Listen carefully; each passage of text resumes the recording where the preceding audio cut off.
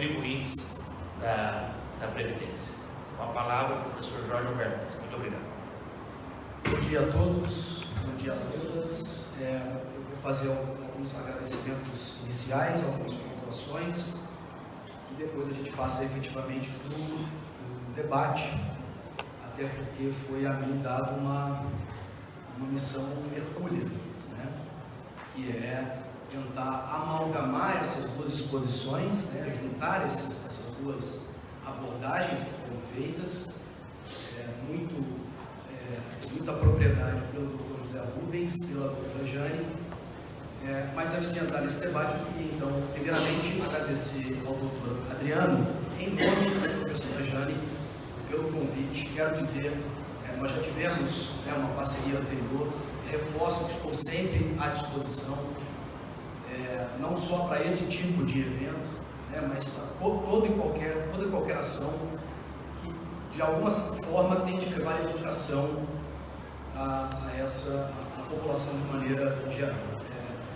A gente teve a apresentação de um mini currículo, dos expositores aqui, mas fui servidor 2 vezes e abandonei essa carreira, ou essas carreiras, sob muitos protestos da minha família, para me dedicar à educação.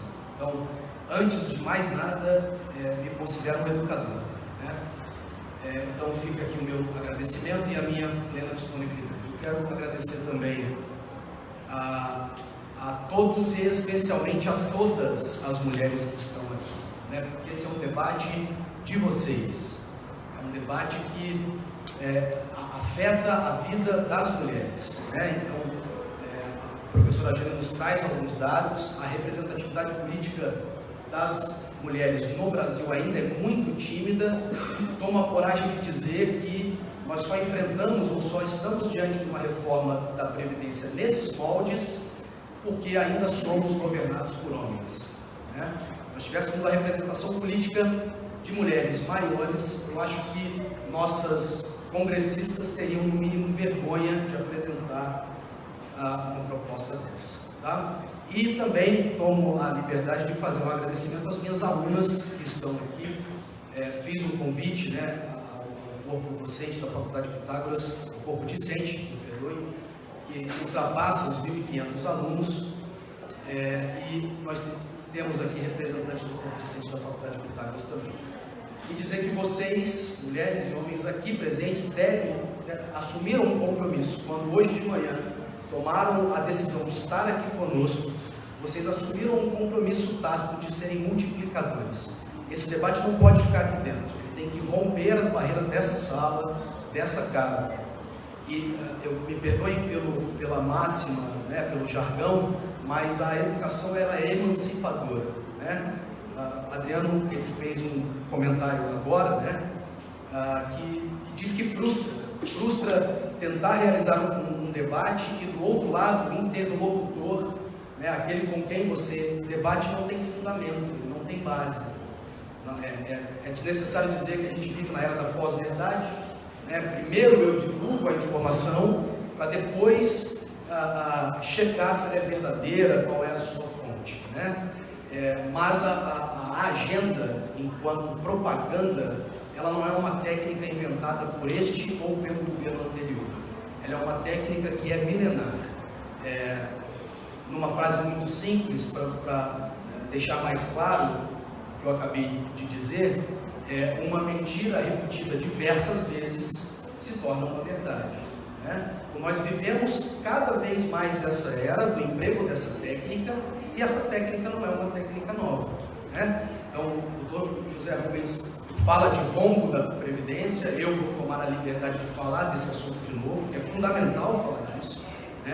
A gente fala de igualdade de mulheres e homens, a gente tem que tocar nesse assunto, que igualdade que é essa, Então, feito aqui os meus agradecimentos, quero passar então a minha exposição, mas antes fazendo também uma última colocação. Eu me sinto acalentado de estar num lugar como esse. O meu coração se preenche quando a gente pode participar de um debate que não é fundado naquilo que eu li, ou que eu vi num vídeo, ou que apareceu no feed da minha rede social. mas aquilo que eu busquei, que eu pesquisei, que eu confrontei com outras fontes, né?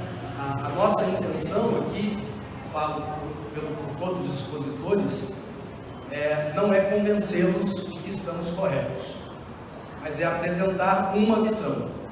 E cabe a você confrontar essa visão que está sendo apresentada aqui hoje com outros dados, com outras bases, para que você forme a sua convicção, né? Costumo em sala de aula ser bastante imparcial, costumo ao lecionar apresentar sempre todos os vieses, né, de determinado debate, mas vou tomar a liberdade de hoje não fazer isso, de expor a minha convicção ideológica fundamentada, não somente uma ideologia, mas uma visão sobre este assunto com fundamento técnico, tá? Então, eu preparei a minha exposição, professora Jane, apesar do pedido para que eu falasse especificamente os pontos da reforma que afetam direitos das mulheres, talvez pelo vício professoral, eu preciso fazer uma introdução sobre o sistema previdenciário, sobre o sistema constitucional. Eu preciso debater esse assunto, para que nós nivelemos o conhecimento de todos os ouvintes aqui e depois passemos então ao debate especificamente da reforma. Então, assim, a minha exposição não vai ser extensa, eu preparei 3 horas e meia de debate aqui, eu acho que nós temos tempo, né? Porque a vontade é essa, de ficar aqui até as 22 horas, mas vou tentar resumi-la em 30, 40 minutos, tá? E vou pedir licença ao professor José Rubens, à professora Jane, porque vou reforçar pontos que eles já apresentaram.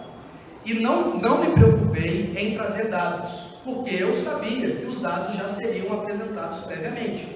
Então seria uma redundância ficar eu aqui apresentando os dados, que são muitos dados econômicos e históricos.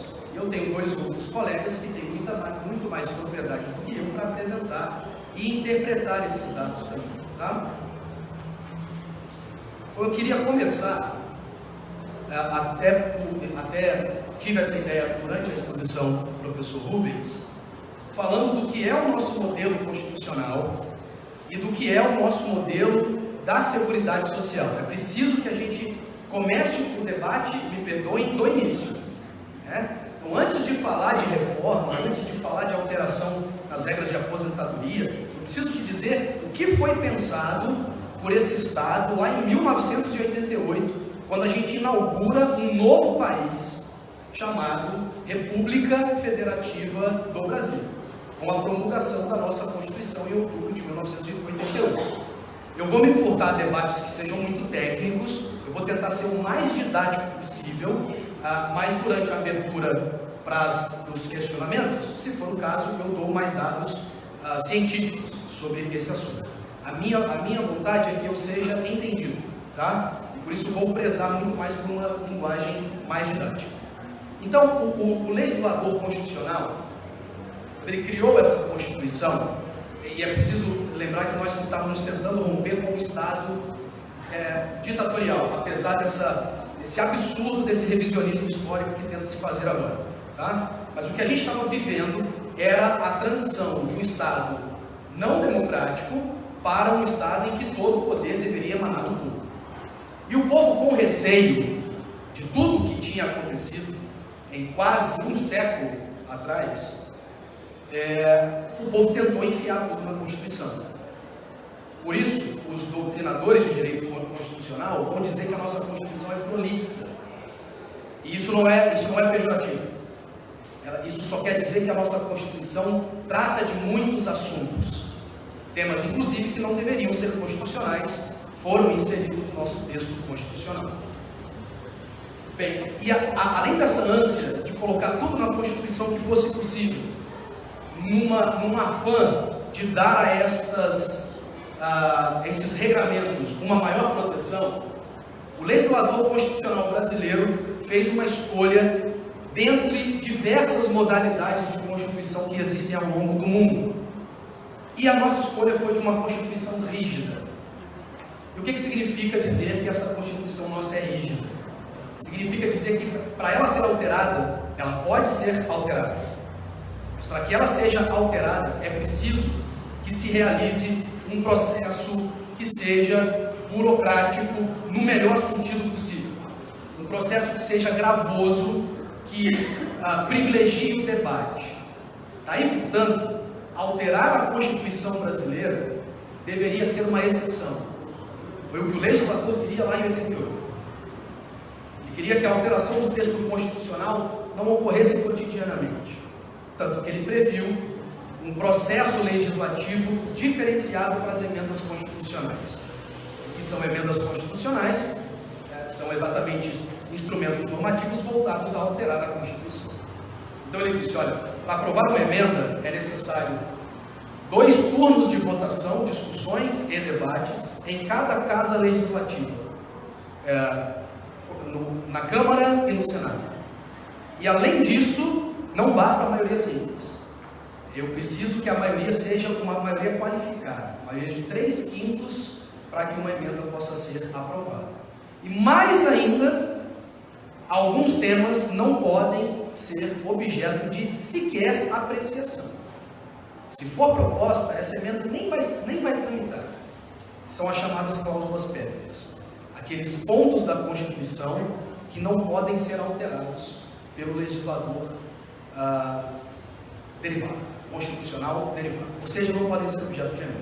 Está lá no 60, parágrafo 4 e os seus incisos da Constituição. Dentre estes, os direitos e garantias individuais. Há um problema na interpretação do que o legislador quis dizer lá no 60, parágrafo 4, com direitos individuais. Se ele abrange todos os direitos humanos ou somente aqueles listados lá no título 2 da Constituição, artigo 5º, né, que quem conhece o tema, né, da vida, segurança, etc. Tá? Bem, então esse é o modelo constitucional que nós adotamos. Esdrúxulamente, nossa Constituição é alterada como se isso fosse uma simples brincadeira. Nós temos pouco mais de 30 anos de Constituição, ou seja, somos realmente uma democracia anã, bebê. Nós não sabemos o que é ser ainda um Estado democrático, a gente está caminhando para isso, a duras penas, e já emendamos já alteramos o texto fundamental, o texto fundador desse Estado, me perdoem, eu não tenho o último dado, mas para quase 100 vezes. O que deveria ser excepcional, se eu dividir 100 por 30, dá mais de 3 alterações da Constituição por ano. Enquanto a Constituição, pessoal, e assim, entendeu, eu vou falar uma coisa agora, mas não são exemplos de nada para mim. Eu vou falar dos Estados Unidos da América do Norte, mas não são exemplos de nada.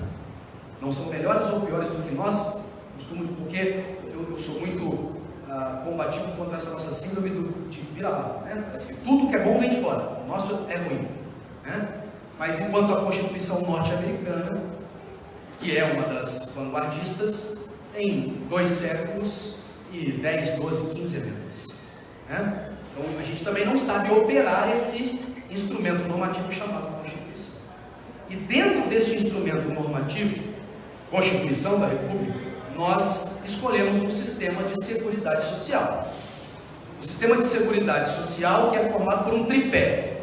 E esse tripé é assistência social, saúde, que está aqui dentro, a gente precisa debater esse assunto também, porque a reforma da Previdência afeta também direitos, que é o direito fundamental, direito à saúde, e a Previdência especificamente. Rapidamente, a assistência ela é voltada a atender os miseráveis, aqueles que não têm de nenhuma forma como manter-se ou a sua família, e obviamente não depende de contribuições. A saúde, nós escolhemos um sistema universal e único, ela é destinada a todos, independente de etnia, de região, de sexo, de gênero, principalmente de renda, né? Então ela é universal e também não depende de contribuições. É financiada pelo Orçamento Geral do Estado brasileiro. E o tema de hoje é Previdência sobre. Dentro desses 3 pés, esse foi o tema escolhido de hoje. Mas eu vou me permitir falar de seguridade também. Tá? Então, antes de mais nada, é preciso que a gente entenda que a Seguridade Social e a Previdência, apesar do instituto que administra esses benefícios ser chamado Instituto Nacional do Seguro Social e não da Seguridade, esse sistema que nós escolhemos não é um sistema securitário, pura e simplesmente. Muito mais do que um sistema securitário, deixa eu fazer uma prévia explanação. O que é um sistema securitário? É aquele que, como num banco, você contrata um seguro para o seu carro. Se o seu carro tiver um sinistro, uma colisão, um furto, um roubo, a seguradora cobriria esse risco. Eu posso fazer uma analogia direta com o sistema de seguridade social. Nós contratamos uma seguridade, que entretanto aqui é de vinculação obrigatória, né? Você não tem opção de participar ou não, para nos proteger de riscos sociais. Furto, roubo, colisão? Não. Mas o risco de ficar desempregado. O risco de ficar fora do mercado de trabalho porque você ficou inválido. Você não tem mais capacidade laborativa. O risco de ficar velho. E cá entre nós não é nem risco. É uma certeza. Todos nós vamos envelhecer ou morrer. Né? E se morrermos, deixaremos a nossa família a depender, ou não podendo mais contar com o nosso trabalho. Então, o sistema que nós escolhemos não é um sistema só de seguridade. Não é só um seguro. A Seguridade Social no nosso país foi escolhida como sistema de distribuição de renda. É isso que nós precisamos debater. Então, ele não foi feito para proteger individualmente o trabalhador. Ele não foi pensado para proteger tão somente o contribuinte contra os riscos sociais. Mas é também um sistema de distribuição de renda, de justiça social. E por que eu tenho certeza absoluta disso? Isso não é uma opinião minha. Porque o texto constitucional me dá claramente a entender, lá no artigo 195, que o critério adotado pelo Brasil é o critério da solidariedade. O que significa isso? Significa dizer que eu não estou contribuindo para financiar o meu seguro. Eu estou contribuindo para financiar o sistema. Eu contribuo não somente para financiar, até porque, professor, eu posso contribuir a vida inteira e não ter acesso a benefício nenhum. Porque, por exemplo, eu estava desempregado, ou, sei lá, passei a trabalhar por conta, deixei de contribuir, passados aí 3, 4, 5 anos eu faleço, ou me torno inválido, e não era assegurado, não tinha qualidade de segurado, não terei direito a benefício nenhum, e contribuir para a Previdência. O tipo de consulta que eu mais prezo lá no meu escritório é assim: doutor, eu contribuí tantos anos e não me aposentei, tem como eu pegar o dinheiro de volta? Ai, que não. Por exemplo, ele financia o sistema, o aposentado continua trabalhando, ele financia o sistema, para não dizer que ele não tem direito a benefício nenhum, ele tem lá alguns benefícios excepcionaizinhos, mas ele vai financiar o sistema sem ter direito a novos benefícios. E cá entre nós, Adriano, o STF jogou a última pá de cal nesse assunto no ano passado, quando disse que as desaposentações não são possíveis. Né? Então a gente precisa entender e fazer reforma, praça, por alterar uma promessa constitucional que nós mesmos fizemos para nós mesmos lá em 1988. E a gente ia instituir um sistema que não é um sistema puramente securitário, mas um sistema de distribuição de renda. E aí dentro desse sistema de distribuição de renda, e falando de justiça social, eu vou abordar um dado que o professor Rubens trouxe, que eu vou chamar de janela socioeconômica. Eu fui um aluno da educação básica e média na década de 90. Creio que a maioria de nós aqui estudamos nessa época ou anteriormente a isso. E lá, o nosso professor de geografia falava em pirâmide populacional. Né? A gente ouviu essa expressão. Pirâmide, né? Nós não podemos mais falar de pirâmide no nosso país. Nós podemos falar agora de um losango habitacional, porque cada vez menos nascem crianças, as famílias estão cada vez menores, certo? Eu tenho certeza que você tem no seu convívio mulheres e homens casados ou que vivem em relacionamento conjugal que sequer pretendem ter filhos. Situação que era inconcebível socialmente falando, lá na década de 80. Né? Cada vez menos crianças, uma expectativa de vida pelos avanços da medicina e da tecnologia cada vez maior. E nós estamos num momento que eu costumo chamar de turning point, ou seja, um momento de mudança. Porque nós temos a grande parte da população ativa no nosso país, como o professor José Rubens mostrou, a maior parte da nossa população está na fase ativa. Então eu não preciso mudar o sistema previdenciário, eu preciso fazer com que esses trabalhadores me perdoem o trabalho. Ponto. Pronto. Então, a frase que a professora Jane encerra a exposição dela é maravilhosa, e correndo o risco de tirar o holofote do debate sobre mulheres, eu vou dizer o seguinte: basta uma crise econômica para se pôr em xeque direitos fundamentais. Vou transformar a frase num sistema maior. Eu quero dizer o seguinte: a gente não precisa mudar o sistema de previdência. Se a gente deixar todos os recursos da Seguridade dentro da Seguridade, como o legislador constitucional queria lá em 88, vou falar disso daqui a pouco, o sistema é perfeito. Perfeito. Mas a gente, na era da pós-verdade, a gente primeiro inventa um assunto, depois tenta provar mudando os números, né? Fazendo com que os números joguem a nossa vontade, tá? Bem, e aí, para encerrar essa introdução, eu queria ainda falar o seguinte: olha, se a gente escolheu o sistema da solidariedade lá em 88, é inimaginável que se cogite o sistema de capitalização, porque o sistema de capitalização é um sistema individualista. Eu dou um exemplo, estou dando aula de direito previdenciário, e eu vou falar dos benefícios, né, qualidade segurada, certo? Eu digo para o meu aluno assim: olha, imagine um rapaz extremamente azarado. Ele arrumou o seu primeiro emprego com 16 anos de idade. E no primeiro dia de trabalho, ou seja, ele nem recebeu o salário ainda, tudo bem? Ele, trabalhando na empresa, ele sofre um acidente de trabalho que lhe deixa tetraplégico. Um dia de trabalho na vida. O sistema de seguridade hoje, que é socialmente justo, esse rapaz terá direito à aposentadoria por invalidez. Ele nunca contribuiu. Ele fará uma contribuição proporcional a um dia da sua vida e será protegido. Preciso dizer o que vai acontecer com ele no sistema de capitalização? Não, né? Porque o sistema de capitalização pressupõe que o trabalhador tem uma conta poupança, que ele todo mês deposita ali uma contribuição pensando no futuro. E a gente precisa fazer esse debate de uma maneira mais macro, não pensando na nossa própria vida. Um debate altruísta e não um debate que considere somente as nossas experiências pessoais. E daí, feita essa colocação, eu pergunto a todos vocês: nós brasileiros temos a cultura de poupar? Nós não temos. Sabe por quê? Porque não sobra dinheiro. Como é que eu vou poupar se eu preciso pagar a conta de energia? Como é que eu vou poupar se eu preciso pagar a conta de água que está atrasada já há 2 meses, porque a minha filha ficou doente e eu tive que comprar um remédio para ela, e gastei o dinheiro que ia pagar a conta de água?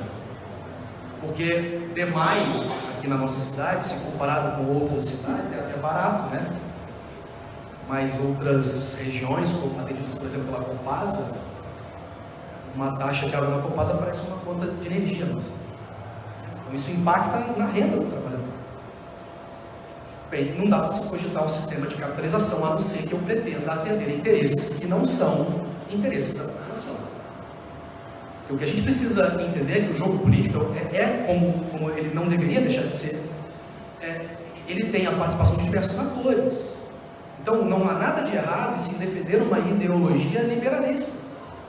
Não há nada de errado nesse jogo político de se defender um enfraquecimento de direitos fundamentais. Não há nada de errado nisso. Porque são visões da humanidade.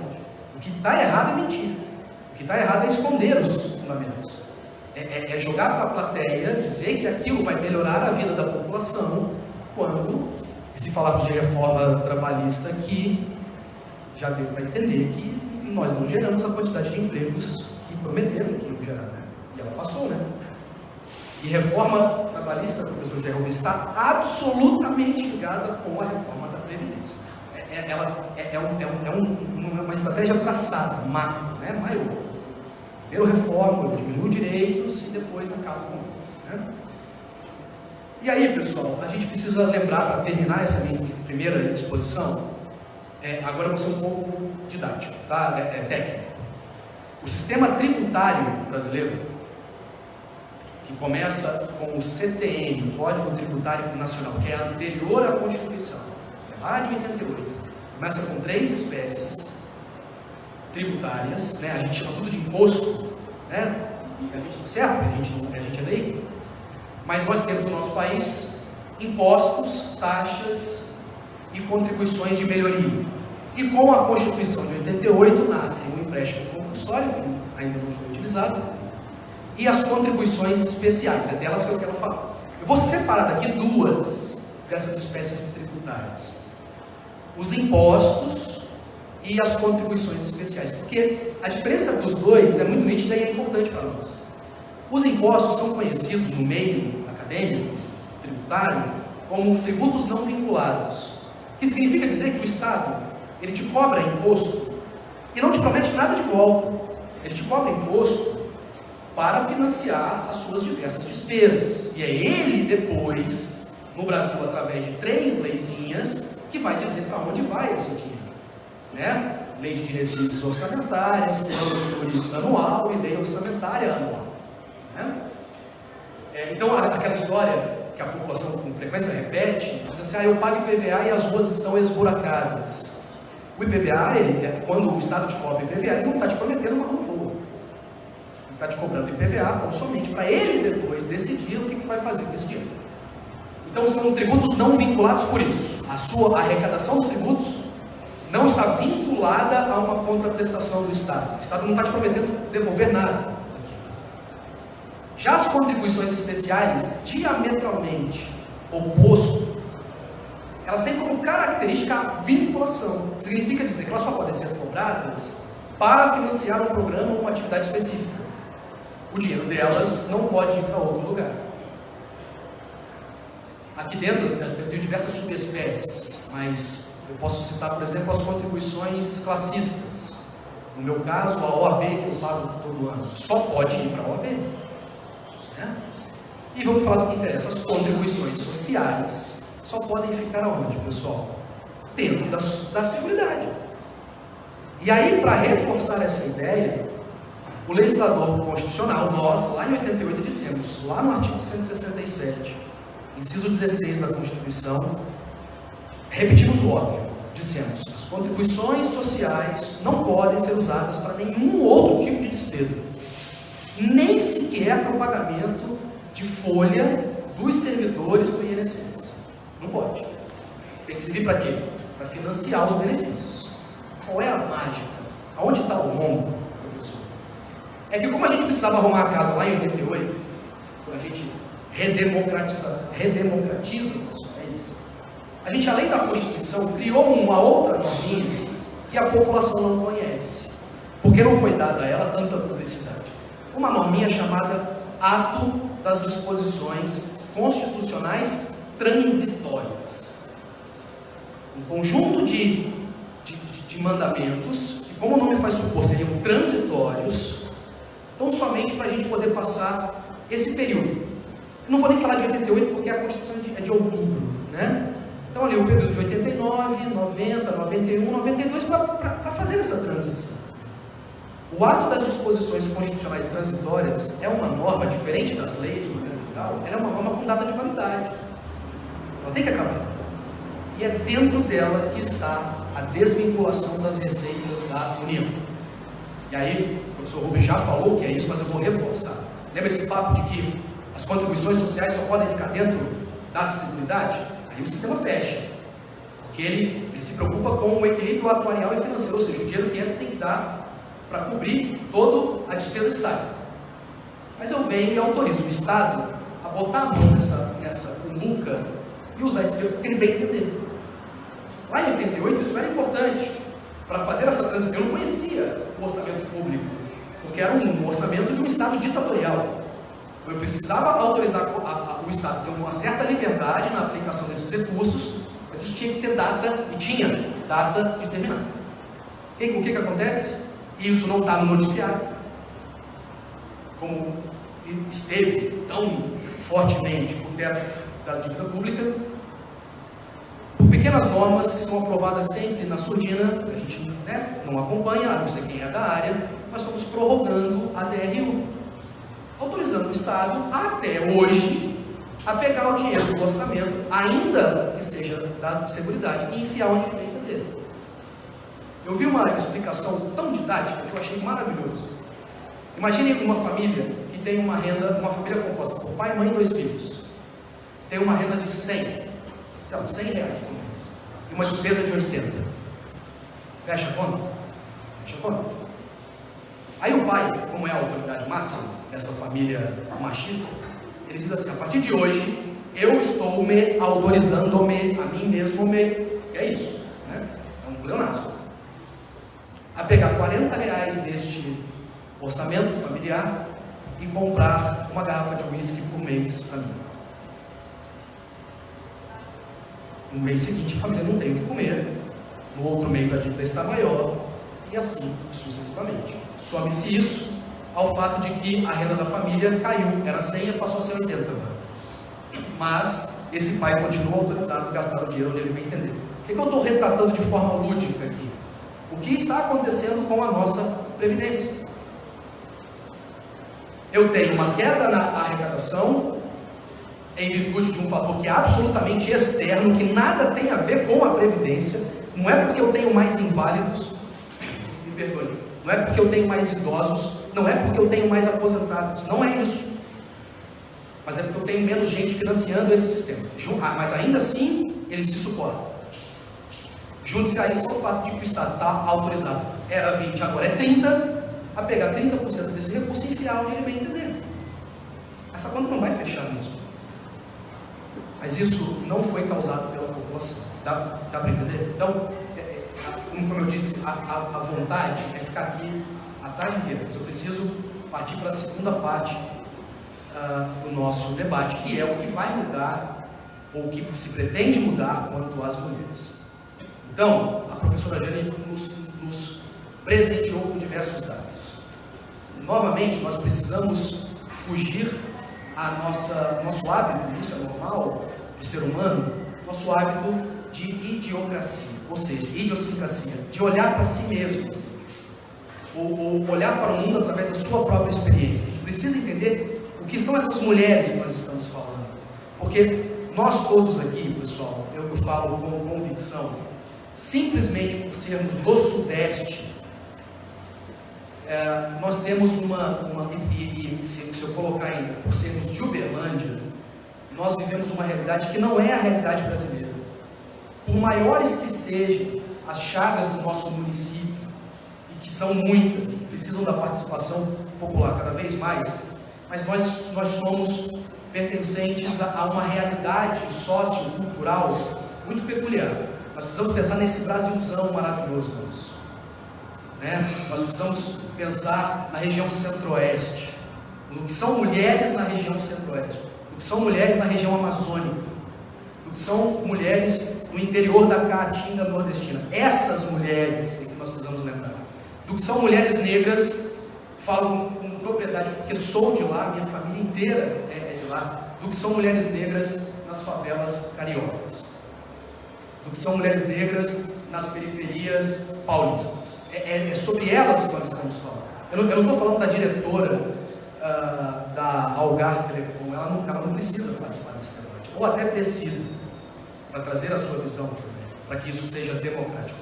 Mas entende, uma professora Jane fez com muita categoria, foi dizer: olha, eu preciso primeiro explicar para vocês o que são mulheres. A gente não pode padronizar esse debate, nós como se mulheres fosse um todo indivisível, e não são. As mulheres são idosas, as mulheres são deficientes. Bem, então o que muda? Eu não vou entrar nos detalhes, até porque nesse excelente material que vocês receberam, os dados estão aí. Mas eu preciso reforçar alguns pontos que a professora Jane trouxe. E, como eu disse, juntando com aquilo que o professor José Rubens apresentou anteriormente. Olha, eu tenho, primeiro, que é o princípio da isonomia, antes de mais nada, que é uma falácia. O doutor Adriano tem toda a razão. É uma falácia dizer que precisamos tratar homens como mulheres. Pessoal, isso é medieval. Vocês, mulheres, são diferentes de nós, homens. Está provado por números. Não preciso reforçar esse debate. Portanto, juridicamente falando, essa ideia da isonomia formal, que é tratar todo mundo igual, isso já foi superado lá no século XVIII, XIX. Foi consolidado no pós-guerra, no final da década de 40 e início da década de 50. Isonomia, igualdade, direito de igualdade, significa, que perdoem também, porque é uma frase muito conhecida, mas é tratar os iguais de maneira igual e os desiguais de maneira desigual, no sentido de igualá-los. Então, a Constituição, no artigo 7º, diz, olha, proteja, Estado, proteja o mercado de trabalho da mulher. É um dever do Estado brasileiro proteger o mercado. Por quê? Porque a mulher tem dificuldades em ingressar nesse mercado de trabalho. Eu sou pai há muito pouco tempo. Minha filha mais velha tem 2 anos apenas. E aí eu passei a viver esse mundo da maternidade e paternidade com amor, mergulhei de cabeça. E aí, e sem contar a minha paixão pela bandeira feminista. Não posso me declarar feminista porque não sou mulher, e isso já está superado.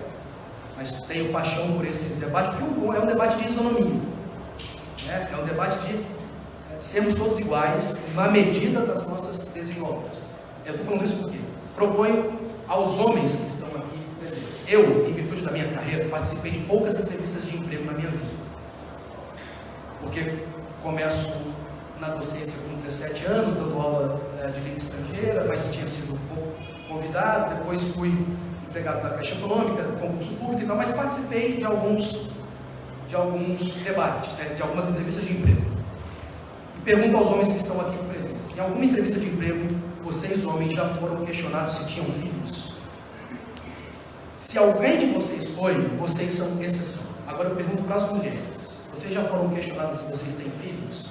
É só toda vez. Vocês começam perdendo. Porque nunca foi importante para o meu empregador se eu me reproduzir ou não. Nunca foi importante. E a mulher que responde que não tem filho, ela recebe uma segunda pergunta imediata. Você pretende ter? Isso é só uma pequena demonstração, pessoal, que o trabalho da mulher, mesmo antes da reforma trabalhista, é intermitente. É raro, raríssimo, você ver uma mulher começar a sua carreira e terminar a sua carreira depois de 30, 35 anos na mesma empresa. Ela vai parar aqui no meio, não tem jeito. Ela vai parar para cuidar do filho, ela vai parar para cuidar do pai doente, porque o marido não existe mais. O marido pulou fora quando ficou difícil as coisas, né? Ela vai perder o emprego porque ela atravessou atestado demais, porque o filho dela tem uma doença crônica. E aí ela fica faltando muito, o empregador não gosta, manda ela embora. Então, para fazer um recorte desse debate, fazer com que mulheres contribuam por 20 anos, mas só recebam 60% da sua aposentadoria, ou por 40 anos, é uma maldade. Eu queria uma palavra mais grave, mas é endemoniado dizer que uma mulher tem que contribuir 40 anos. Vamos falar um pouquinho do BPC também, que é importante. O que é o BPC? Chamado de LOAS, a gente conhece como LOAS. O LOAS. Benefício de prestação continuada, que foi criado pela Lei Orgânica da Assistência Social. O BPC, pessoal, ele foi pensado para o miserável, e a palavra não é pejorativa não, porque está na lei. O critério para você ter direito ao BPC é a miserabilidade. O que foi adotado pela nossa lei como miserável. Miserável é aquela pessoa, homem ou mulher, diga-se de passagem, que tem a renda per capita familiar, pega a renda dividido pelo número de pessoas, abaixo de 1/4 do salário mínimo. Imaginando que o salário mínimo seja de R$1.000, essa família vive com menos de R$250 por pessoa. Quero crer que a última vez que todos vocês aqui foram no supermercado, a compra do seu supermercado deu mais de R$250. Essa família vive o mês inteiro para pagar todas as contas com menos de 250. E aí, quando ela atingir a velhice, como ela não consegue se manter, o Estado vai premiá-la, porque estão tratando como se fosse um prêmio, né? para sustentar, bem, enfim, com um salário mínimo por mês, sem 13º, porque vieram com esse papo, essa negociada, vamos criar o 13º para o BPC, então, para a população engolir isso. Pessoal, essa pessoa, para ter acesso ao BPC, ela precisa ser idosa e ela precisa ser miserável, não é só idoso, é idoso miserável. O que acontece é que, vamos imaginar, o seu Zé e a Dona Maria, ambos com mais de 65 anos de idade, o seu Zé está empregado, ele é serviços gerais de uma empresa, e ele ganha R$1.000, o salário mínimo é 990, se fizer a conta, dá meio salário mínimo. Então a Dona Maria, que nunca contribuiu, ela não vai ter direito ao BPC. Vocês viram a conta que eu fiz? Renda familiar, R$1.000, dividido por 2 pessoas, dá meio salário mínimo, que é maior do que 1/4. Então ela, que não tem renda, não vai ter direito ao BPC. E o que acontece, que é um outro debate que precisa fazer, também a gente não pode esquecer, que nessa proposta está sugerida a proibição de acumulação de pensão por morte com aposentadoria, ou outro benefício de prestação continuada. Vai acontecer que o seu Zé aposenta, a Dona Maria também, porque ela, enfim, trabalhou, contribuiu, e a família tem uma renda de 2 salários mínimos no mês. E aí o seu Zé, homem, com expectativa de vida menor, em virtude de diversos fatores, morre primeiro. A Dona Maria é condenada a uma sobrevida com metade da renda que ela tinha. Ah, mas tem uma pessoa a menos. Mas alguns gastos são fixos, gente, independente da quantidade de pessoas que ela tem em casa. É o aluguel que é fixo. Dá para entender? Essa pessoa não comprou uma casa. A alimentação, ela até sofre uma variação, mas alguns produtos são básicos. Então, assim, se essa reforma tem diversos pontos que são graves, não há dúvida que para as mulheres isso é ainda mais grave. E vou jogar um último dado aqui na mesa. Além da reforma trabalhista, nós estamos vivendo a era de uma 4ª ou 5ª revolução industrial. A era do Big Data, quem se interessa por esse assunto sabe do que eu estou falando, a revolução tecnológica, né? E essas revoluções, que são industriais também, elas, como todas as revoluções industriais, elas provocam uma alteração nas relações de trabalho. Então hoje eu tenho a maior empresa de transporte de passageiros do mundo que não tem nenhum carro. Ela não é dona de nenhum veículo. Eu tenho a maior empresa do mundo de entrega de produtos alimentícios que não tem uma nota. Estou falando do Uber, estou falando do iFood. E a mulher desempregada, ela vai lá na Localiza, aluga um carro e começa a trabalhar para o Uber. E desconta dela uma taxa que ela traz para casa uma renda relativamente boa. Uma renda de R$200, R$300 por semana. Se jogar aí por mês, isso está R$1.200 aproximadamente. Mas ela não contribui para a Previdência. Não contribui porque, se ela contribuir no sistema simplificado, a contribuição será de 11%. Vamos imaginar que seja 10. R$1.200, 10% você entrega para o governo da Previdência. São R$120, você fez a conta certa? Pessoal, R$120 paga a conta de energia da casa dela. Ela não tem condição de pensar no futuro não, ela precisa pensar no hoje. Então ela não contribui para a Previdência, não porque ela não quer, é porque não dá, não sobra. Então as novas formas de trabalho eu tenho certeza, vão agravar a marginalização da mulher no mercado de trabalho. Que é mais uma forma de explorar o trabalho da mulher, sem incluí-la num sistema que seja formal.